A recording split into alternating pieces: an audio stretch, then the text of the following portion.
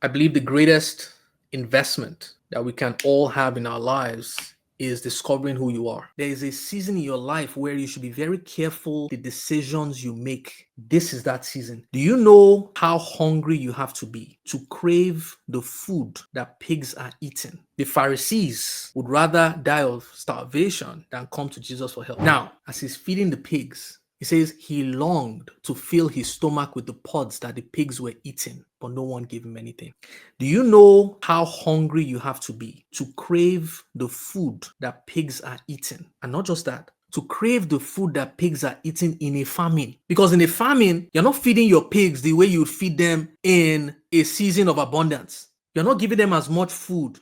The quality of the food goes down. He was so hungry that he was looking at what he would have rejected normally, and it began to look appetizing. There is a season in your life where you should be very careful the decisions you make. This is that season. Be very careful the decisions you make in a season of scarcity, because you begin to crave things that you normally would have rejected in the right season. I did a short on this. It is why if you believe that there are no good men out there are no good women out there, please stay single. Because in a season of scarcity, if you believe there are no good men, no good women, you will begin to crave people that you normally would have rejected in a season of abundance. And a lot of people have gotten married the wrong season because they thought there are no good men, there are no good women, only for you to come out of that season and all of a sudden you're seeing them. But you've already tied yourself to the wrong person in the wrong season. Your problem is not a lack of opportunities. Your problem is that you might just be in the wrong location. Think about it. There was a famine, but verse 17 says, when he came to his senses, he said, how many of my father's hired servants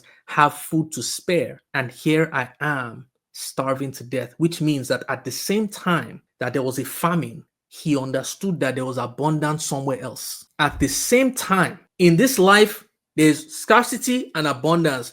You get the one that you focus on. Your problem is not a lack of opportunities. There are good men and good women. Where are you looking?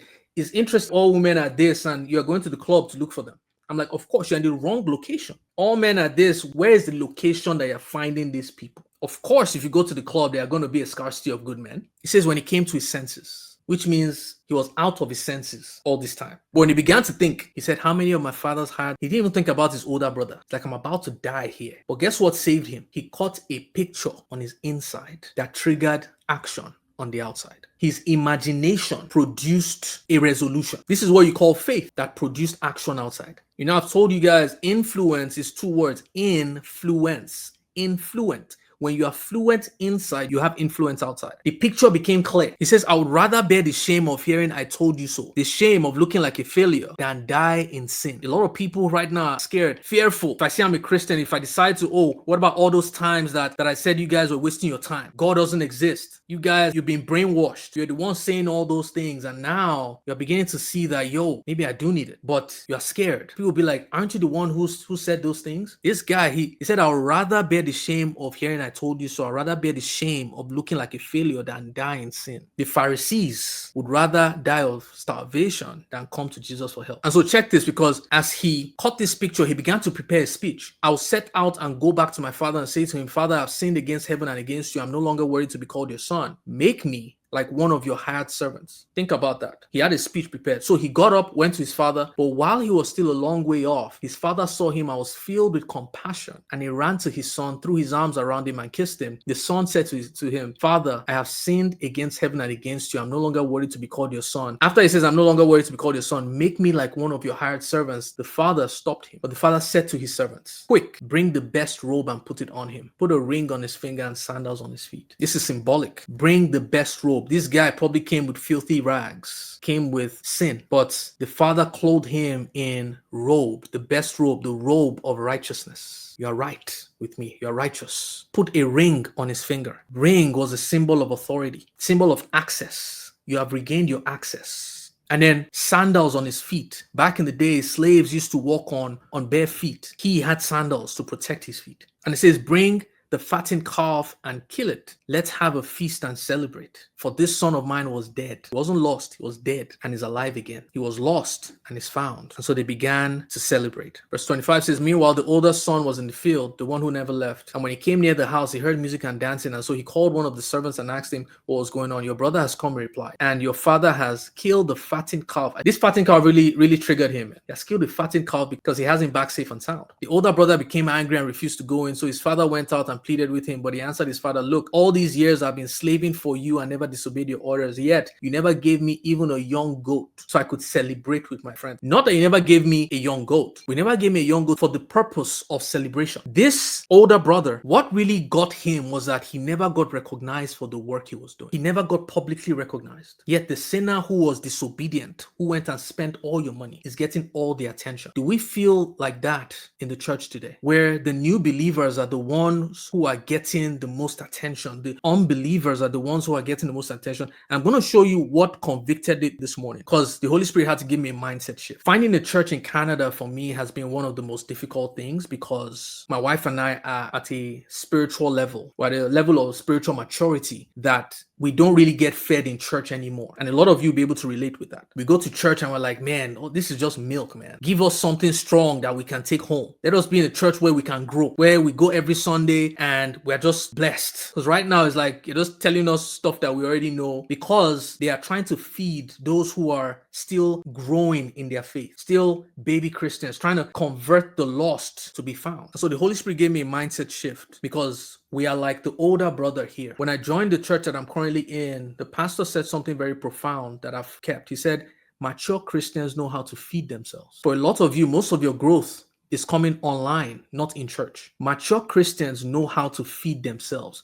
You know how to get the nutrients, just like a mature person knows how to cook, knows how to eat, or you know where to find food. A baby doesn't know. And so we need to shift our mindset from wanting to be fed to serving in church. Let us be like the father here who sees the new converts, the unbelievers coming, and instead of coming to church to want to feed, let's be the ones actually doing the feeding for the leadership of the church. Let's be the ones going to embrace people who have just come for the first time and talking to them about the faith, trying to grow them, as opposed to trying to be the ones wanting to be recognized in church. I love that, Kemi. Instead of saying, what can I get? Ask, what can I give? There's a point where you need to be the one doing the feeding. We know how to feed ourselves. You know how to go online and get certain messages that will help you grow. Don't expect that from your church every single Sunday, because their focus is different. They're trying to get the lost to be saved, to come into the fold. Sunday services are for the lost. And as the older brothers, we should be looking for how we're going to serve them so that they can be found, so that they can grow. As I was studying this, I'm like, Jesus has just given us 3 parables back to back. Is there a connection here? Number 1, Jesus tells us about the lost sheep, which is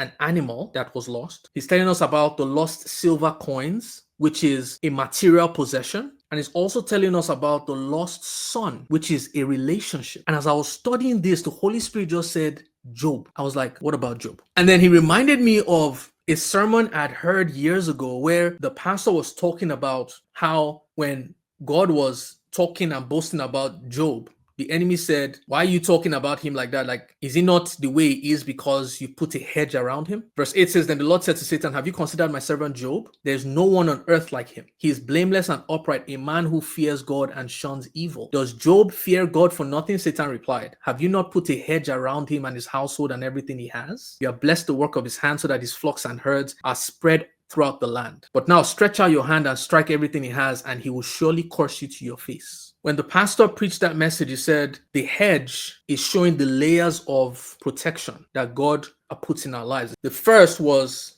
because the way Satan came to attack Job was in phases. And you're going to see that in a second. He first attacked. The Lord said to Satan, very well, then everything he has is in your power, but on the man himself do not lay a finger. Now we're seeing another finger. Then Satan went out from the presence of the Lord one day when Job's sons and daughters were feasting and drinking wine at the older brother's house. A messenger came to Job and said, number 1, I want you guys to pay attention. The animal, remember the 3 parables, the lost animal, the lost material possession, and the lost relationship. Let's see if we can find it here. Job 1:14. A messenger came to Job and said, the oxen were plowing and the donkeys were grazing nearby, and the Sabians attacked and made off with them. They put the servants to the sword, and I'm the only one who has escaped to tell you. Now, we see some animals going. While he was still speaking, another messenger came and said, the fire of God fell from the heavens and burned up the sheep and the servants, and I'm the only one who has escaped to tell you. Now, while he was still speaking, another messenger came and said, the Chaldeans formed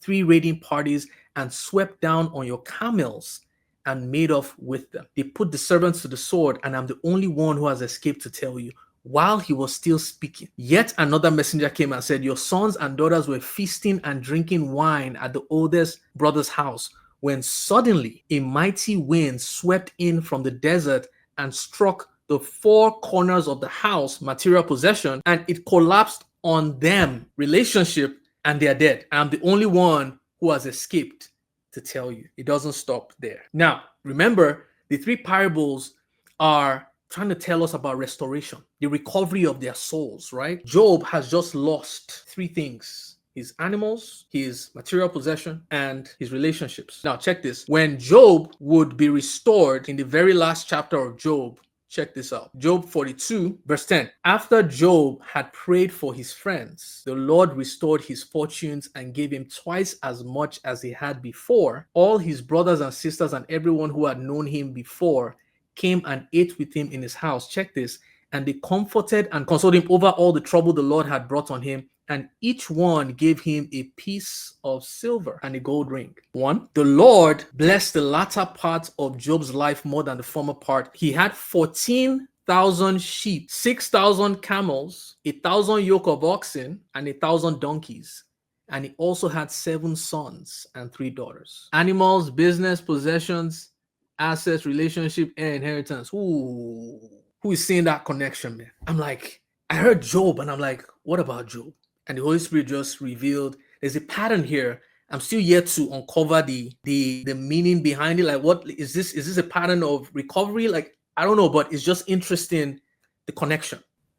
I believe the greatest investment that we can all have in our lives is discovering who you are. Because when you know who you are, then you're able to answer the 4 critical questions that life requires you to answer. Who are you? Where are you going? What do you have? And how are you going to use what you have to get to where you're going? Those are 4 basic questions that every human being is asking. People have died not answering those questions.